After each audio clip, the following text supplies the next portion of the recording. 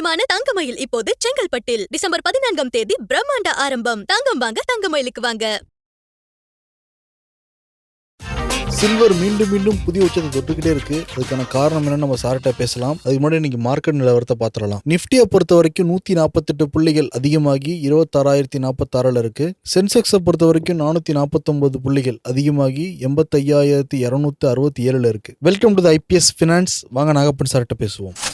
Sir வணக்கம். வணக்கம் CV. Yes sir, வார முடிவுல 26,000 தாண்டி முடிவடைஞ்சிருக்கு. அட்வான்ஸ் டிக்ளைன்ல ஒரு நல்ல வித்தியாசமே தெரியுது. Advance 2072, decline 1036, upper circuit 80, lower circuit 39. 52 week high லோல பெரிய டிஃபரன்ஸ் தெரியல. High 58, low 57. ஒரு நல்ல ஏறி தான் முடிவடைஞ்சிருக்கு. எப்பயுமே ப்ராஃபிட் புக்கிங் இருக்கும் வெள்ளிக்கிழமை. ப்ராஃபிட் புக்கிங் தாண்டியுமே இன்னைக்கு ஏற்றது தான் முடிவடைஞ்சிருக்கு. எப்படி சார் பாக்குறீங்க?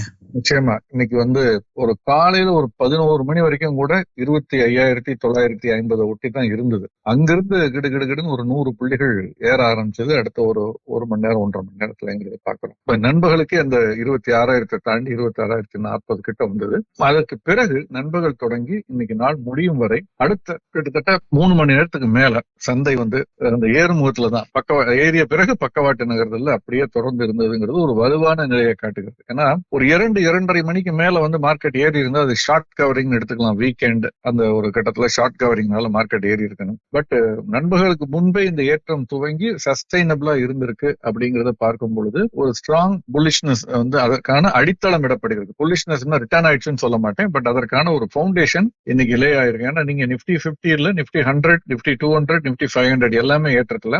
மிட் கேப் குறிப்பாக தொடர்ந்து கடந்த 2-3 நாட்களா ஏறிட்டு இருக்கிறத பாப்பீங்க. ஏன்னா முன்னாலதான் இறங்குனது ஸ்மால் கேப்பும் மிட் கேப்பும். இன்னைக்கு மிட் கேப் 1% ஏறி இருக்கு. மிட் கேப் 50யும் சரி, நிப்டி மிட் கேப் 100ம் சரி 1% ஏறி இருக்கு. 1%க்கு மேலே ஏறி இருக்கு. ஸ்மால் கேப் 100 கூட கிட்டத்தட்ட 1% ஏறி இருக்கு. எஃப்எம்சிஜி, மீடியா இந்த மாதிரி ஒரு செக்டார் தவிர பெரும்பாலான செக்டார்ஸ் இன்னைக்கு ஏற்றத்துலதான். உளவுத்துறைக்கான குறியீடு மட்டும் 2% ஏறி இருக்கு. சோ ஐ திங்க் ஓவராலா அந்த ரேஞ்ச் பவுண்ட் தான் இன்னமும் கூட இந்த 25,600, 700ல இருந்து 25,200 இந்த ஒரு 500 புள்ளிகளுக்குள் தான் சந்தை இருக்கு. அது பிரேக் அவுட் ஆகல. பட் ஸ்டில் அந்த இறங்கிய பிறகு அந்த கரெக்ஷன் ஓவர் ஆகி, ஹெல்த்தி கரெக்ஷன் நான் சொன்னேன், அந்த கரெக்ஷன் ஓவர் ஆகி மார்க்கெட் ஏற ஆரம்பிச்சிருக்குன்னு தான் தோன்றுகிறது. திங்களன்று, ஏன்னா 2 நாள் விடுமுறை, திங்களன்று எப்படி இருக்குன்னு பார்க்கணும். ஏன்னா நம்ம இப்ப பேசிக்கொண்டிருக்கும் பொழுது அமெரிக்க பங்கு சந்தைகள்ல பெரிய மாற்றங்கள் எதுவும் இல்லை. US 500, US 30, US 100 சின்ன சின்ன ஏற்ற இறக்கங்களோட தான் இருக்கிறது. ஆசிய ஐரோப்பிய பங்கு சந்தைகள் ஸ்லைட்லி புல்லிஷா இருக்கு. ஒருவேளை அதுவும் தொடரலாம். பார்க்கலாம். இன்னைக்கு சிபிஐ டேட்டா வந்திருக்குங்களா சார்? ஆமா. அந்த டேட்டால என்ன சார் இருக்கு? இன்ஃபேக்ட் ஒரு பாசிட்டிவ் டேட்டா வந்ததுமே இன்னைக்கு இந்த சந்தையினுடைய ஒரு பாசிட்டிவான போக்குக்கு காரணம் சிபிஐ டேட்டா வந்திருக்கு. நெகட்டிவ்னு சொல்ல மாட்டேன், பட் ரொம்ப நம்ம அக்டோபர்ல இருந்ததை விட கொஞ்சம் பணவீக்கம் அதிகரிச்சிருக்கு. நுகர்வோர் விலை குறியீடு அக்டோபர்ல இருந்ததை விட ஒரு 46 பேசிஸ் பாயிண்ட்னு சொல்லலாம். 0.71 அப்படின்னு அதிகரிச்சிருக்கு. அக்டோபரை விட கூடாது. அக்டோபர்ல 0.25 அப்படிங்கிற அளவுல இருந்தது. இதற்கு முக்கியமான காரணம்னு சொல்றதுக்கு எதுவும் இல்லை. ரூரல் அர்பன் பார்த்தா எல்லாமே, ரூரல் இன்ஃபிளேஷனும் ஏறி இருக்கு, அர்பன் இன்ஃபிளேஷனும் ஏறி இருக்கு. அக்டோபரை விட ஒட்டுமொத்தமாகவும் ஏறி இருக்கு அப்படிங்கறத பாக்குறோம். குறிப்பாக இதனுடைய பிரேக்கப்னு பார்த்தால் கூட குறிப்பாக எதுவுமே ஒரு உணவுப் பொருள் மீதான பணவீக்கம், அதே மாதிரி வீட்டு housing inflation, education inflation, health inflation, fuel, இந்த மாதிரி ஒன்னொன்னுலயுமே ஒரு சில மாற்றங்கள் இருக்கே தவிர சிக்னிபிகண்டான மாற்றங்கள் எதுவும் இல்லை. ஒட்டுமொத்தமாக தொடர்ந்து இந்த கன்சிஸ்டன்டா இந்த பணவீக்கம் கட்டுக்குள் இருக்குது அப்படிங்கறதனுடைய ஒரு தொடர்ச்சியா தான் இதை பாக்குறேன். இதெல்லாம் ஓரளவு எதிர்பார்த்துதானே என்னன்னு தெரியல. மத்திய ரிசர்வ் வங்கி இந்த வட்டி விகிதத்துல கொஞ்சம் காஷியஸா ட்ரீட் பண்ணிருக்காங்க. இன்னைக்கு அந்த ஆட்டோமொபைல் மேனுஃபேக்சர் அவங்க கூட ஒரு டேட்டா ரிலீஸ் பண்ணிருக்காங்க இல்லைங்க சார்? இன்ஃபேக்ட் அதுவுமே ஒரு பாசிட்டிவான டேட்டா தான். பட் அது ஓரளவு எதிர்பார்க்கப்பட்டது. ஏன்னா இதற்கு முன்பு வெளியான ஃபெடரேஷன் ஆஃப் ஆட்டோமொபைல் டீலர்ஸ் அசோசியேஷனுடைய டேட்டாவுமே பாசிட்டிவா இருந்தது. அதுதான் இங்கேயும் சொல்றாங்க. இந்த சிஎம் அவங்க சொல்லியிருக்கக்கூடிய டேட்டா என்ன அப்படின்னா பேசஞ்சர் வெஹிக்கிள்ஸ் 19% விற்பனை அதிகரிச்சிருக்கு நவம்பர் மாசத்துல. கிட்டத்தட்ட இந்த வரைக்கும் இருக்கிற இதுல ஹையஸ்ட், நவம்பரை பொறுத்த வரைக்கும் ஹையஸ்ட் அப்படின்னு சொல்லியிருக்காங்க. அதே மாதிரி 3 வீலர் சேல்ஸ் 21% மேல அதிகரிச்சிருக்கு. 2 வீலர் சேல்ஸும் 21% மேல அதிகரிச்சிருக்கு. இது எல்லாமே இந்த மாசத்தை பொறுத்த வரைக்கும் ஒரு ரெக்கார்ட் சேல்ஸ் அப்படின்னு சொல்லியிருக்காங்க. இது ஃபெடாலையும் கிட்டத்தட்ட இதே டேட்டா தான் நம்ம பார்த்தோம், அவங்களுடைய டேட்டா. அதனுடைய தொடர்ச்சியாக இதுவும் ஒரு இன்னைக்கு சந்தை அதிகரிப்பதற்கு ஒரு பக்கம் சிபிஐ கட்டுக்குள் இருக்குன்னாலும் அது தகவல் வெளியானது சந்தை முடிவடைந்த பிறகு. பட் இந்த சிஎம் டேட்டா முன்பே வெளியானது. இது ஒரு பாசிட்டிவான ஒரு டேட்டாவாகத்தான் பார்க்கப்படுகிறது.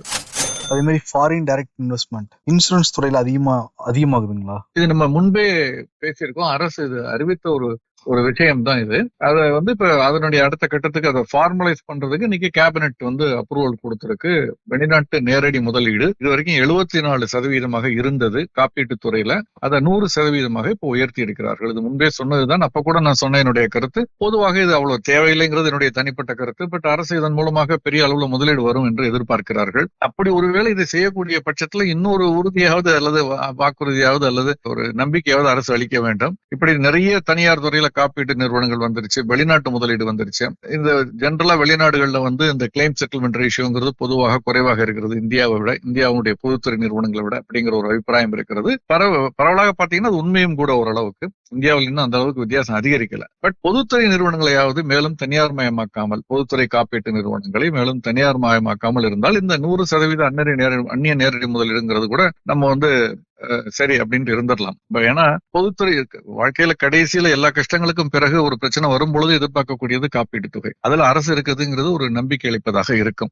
ஆயுள் காப்பீட்டு நிறுவனத்துல ஒரு தனியார் அதுல ஒரு பகுதி பங்கை கொடுத்திருந்தால் கூட, நான் அப்பவே சொன்னேன், அதை இந்தியர்கள் மட்டும் முதலீடு செய்யக்கூடிய வகையில் இருந்தா பெட்டரா இருக்கும்னு. பட் எல்லாருமே அனுமதிக்கப்பட்டார்கள். அட்லீஸ்ட் அது கட்டுக்குள்ள இருக்கு. அதை இன்னும் 51% 75% குறைந்தபட்சம் அரசு கட்டுப்பாட்டில் இருப்பதுங்கிறது தான் நல்லது. அது இருக்க வரைக்கும் இந்த தனியார் துறையில வெளிநாட்டு முதலீடு வர்றதுங்கிறத பத்தி கூட நம்ம பெரிய அளவுல கவலைப்பட வேண்டியதில்லை. பட் மொத்தமா பார்த்தா தேவையில்லைன்னு நான் நினைக்கிறேன். பட் அரசு அது தேவை, அது முதலீடுகளை கொண்டு வரும் என்று கருதுகிறது.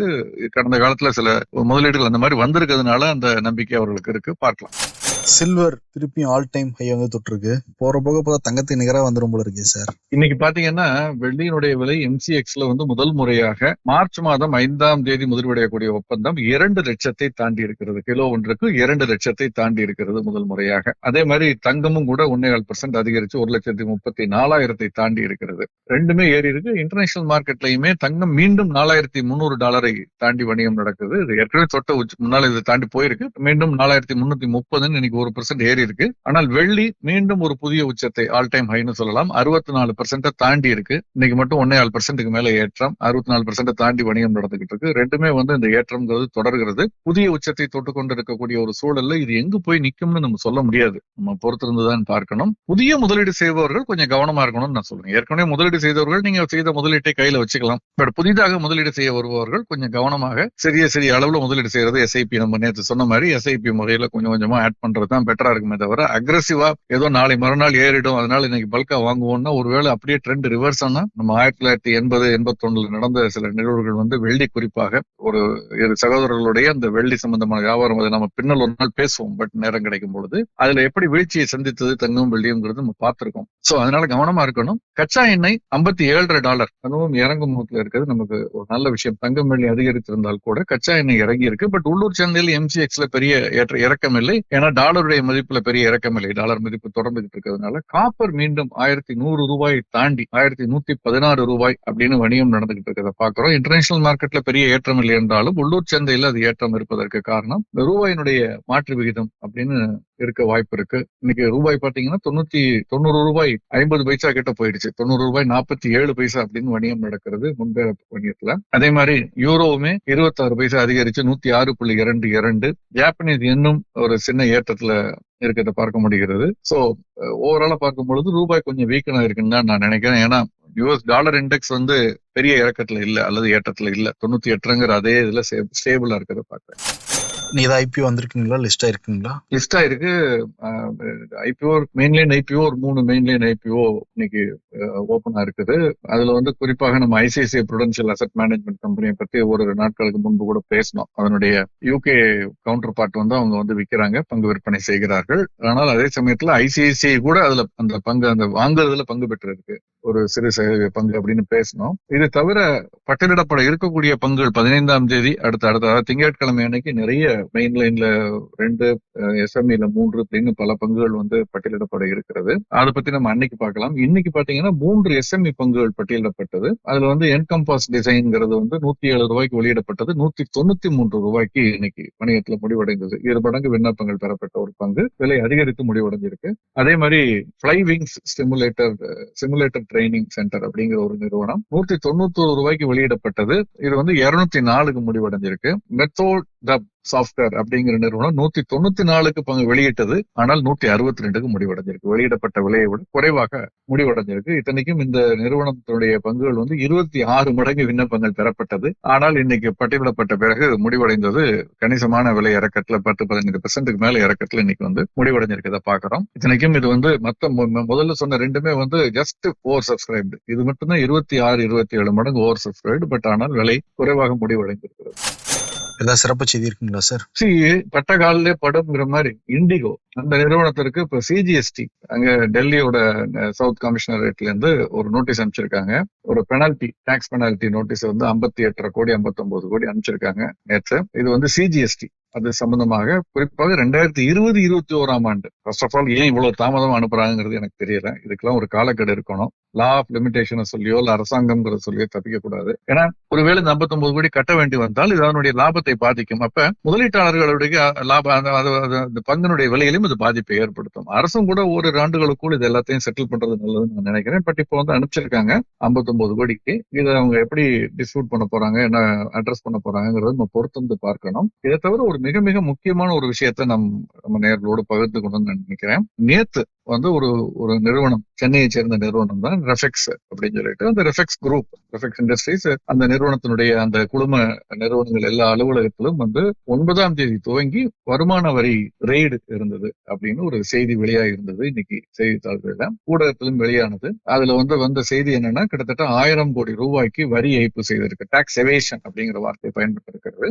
அது மாதிரி 250 கோடி எந்தவித விளக்கமும் இல்லாத ஒரு முதலீடு, அன்எக்ஸ்பிளைன்ட் இன்வெஸ்ட்மெண்ட் ஒரு சுவிட்சர்லாந்து பேஸ்டு ஃபார்மா கம்பெனியில செய்திருக்கிறார்கள். இப்படிதான் செய்திகள் வெளியானது. இது போக ஒரு 1112 கோடி ரூபாய்க்கு இதுல வந்து ஒரு போகஸ் பர்ச்சேசஸ் பண்ணியிருக்காங்க. இதுல கோல் ப்ரொக்யூர்மெண்ட், ஆஷ் ஹேண்ட்லிங் கான்ட்ராக்ட் சம்பந்தமா இப்படி பல விஷயங்கள் அதுல குறிப்பிடப்பட்டிருந்தது. இதன் காரணமாக இன்னைக்கு இந்த பங்கினுடைய விலை 20% இறக்கத்தில் முடிவடைந்தது. வணிகம் நடந்தது துவக்கத்திலிருந்து 20% வீழ்ச்சியை சந்தித்தது, தொடர்ந்து முடிவடைந்தது. ஆனால் அதாவது 63 ரூபாய்க்கு கீழே மேல இறங்கி இருக்கு. வாங்குவதற்கு ஆட்கள் இல்லாமல் விற்பவர்கள் மட்டுமே இருக்கக்கூடிய ஒரு சூழல் லோயர் சர்க்யூட்டை ஹிட் பண்ணியிருந்தது. இதற்கிடையே பங்குச்சந்தையில் பட்டியலிடப்பட்டிருக்கக்கூடிய நிறுவனமா இருக்கிறதுனால அவர்கள் வந்து மும்பை பங்குச்சந்தைக்கும் தேசிய பங்குச்சந்தைக்கும் ஒரு கடிதம் எழுதியிருக்கிறார்கள். இது குறித்து விளக்கம் சொல்லியிருக்காங்க. இந்த மாதிரி செய்தித்தாள்ல வந்திருக்கு. பட் இதுல அப்கோர்ஸ் ரெய்டு வந்தது உண்மை. 9ஆம் தேதி துவங்கி நடந்துகிட்டு இருக்கு. நாங்கள் எங்களால் முடிந்த முழு ஒத்துழைப்பை கொடுத்துக்கிட்டு இருக்கோம் அப்படின்னு சொல்லிட்டு, அதே சமயத்துல வந்து மிஸ்சுவஸா அல்லது மேலிஃபைடு தவறான நோக்கத்தோடு தவறான தகவல்கள் வந்து பரப்பப்படுகிறது, அது நம்ப வேண்டாம்,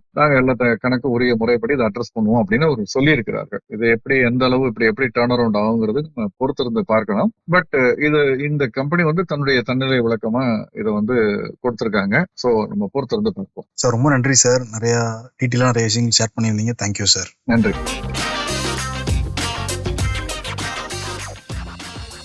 தமிழக மக்கள் விரும்பும் தங்கமயில் அடுத்த புதிய கிளை செங்கல்பட்டில் வரும் ஞாயிற்றுக்கிழமை டிசம்பர் 14ஆம் தேதி முதல் கோலாகல ஆரம்பம். உங்களுக்காக ஏராளமான திறப்பு விழா சலுகைகள் காத்திருக்கின்றன. தங்கம் வாங்க, தங்கமயிலுக்கு வாங்க.